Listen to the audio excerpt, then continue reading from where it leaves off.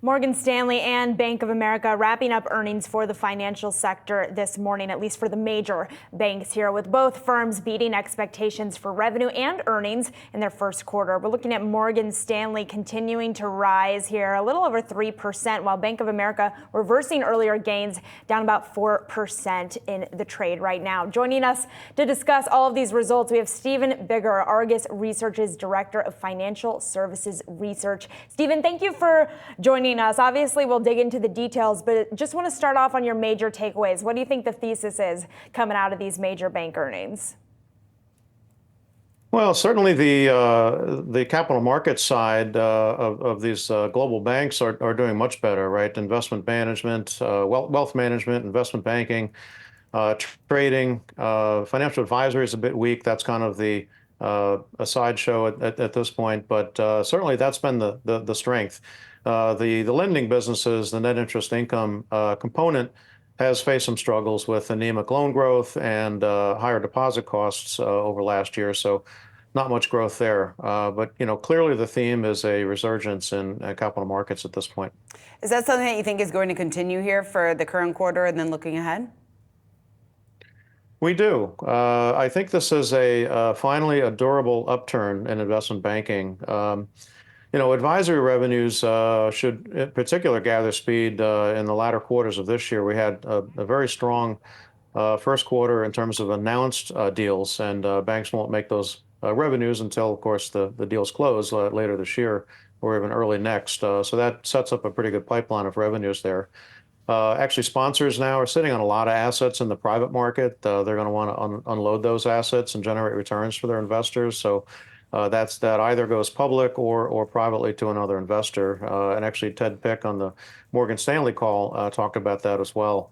We know IPO activity surged in the first quarter, and certainly the dialogues with prospects have been more constructive. So there's a lot of pent-up demand after 2 years of sluggish activity.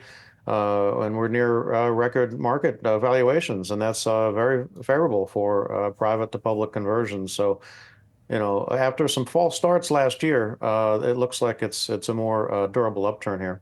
Stephen, what about the fact, though, that we're starting to see some of the headwinds, some of the pinch from the higher for longer interest rates? If we, in fact, don't see the Fed cut in June and July, and we're actually not even looking at a cut maybe before the fall of this year, it's very short term, but what kind of pressure do you see that potentially putting on the banks after what we saw this last quarter? Well, short term, and I think this was summed up very, very neatly by Bank of America, who sees another quarter of higher deposit costs and probably a trough in the second quarter in terms of net interest income because of those higher rates. So, I think most would say that the higher rates here have kind of overstayed their welcome.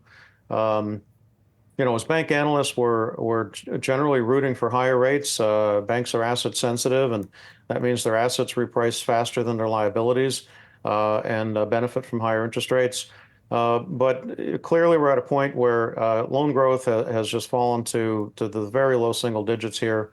I think we'll get past the deposit cost issue, as Bank of America said, after the second quarter. But the longer you keep rates here at this level, the more chance you have of not having that soft landing, of having higher credit costs going forward. So I think banks would be okay with this elevated rate environment for longer. But I think clearly the economy would be at risk at that point. Well, let's stay on this because we've always kind of colloquially said that the start of bank earnings is the kickoff of earnings season, gives us a great picture of the consumer to come throughout the quarter and the health of that consumer.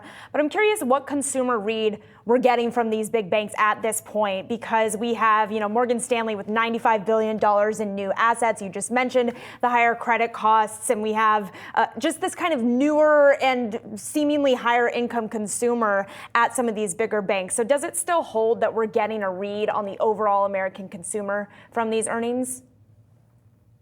Well, yes, I think banks have kind of laid this out pretty decisively in terms of the differential between the affluent, high net worth and the lower income consumers. So, ironically, where there is loan growth, good loan growth for banks has been in credit cards. And that's actually bad news for lower income consumers that are racking up higher credit card debt at very, very high interest rates. So that's a worry spot. But the 95 billion you mentioned into Morgan Stanley, of course, most of that is going to be high net worth, affluent, and above that have extra money to put in terms of investments. So a real dichotomy, a tale of two economies in looking at the consumer broadly. All right, Stephen Biggar, great to have you here. Thanks so much for joining us here in the conversation from Argus Research. We appreciate the time.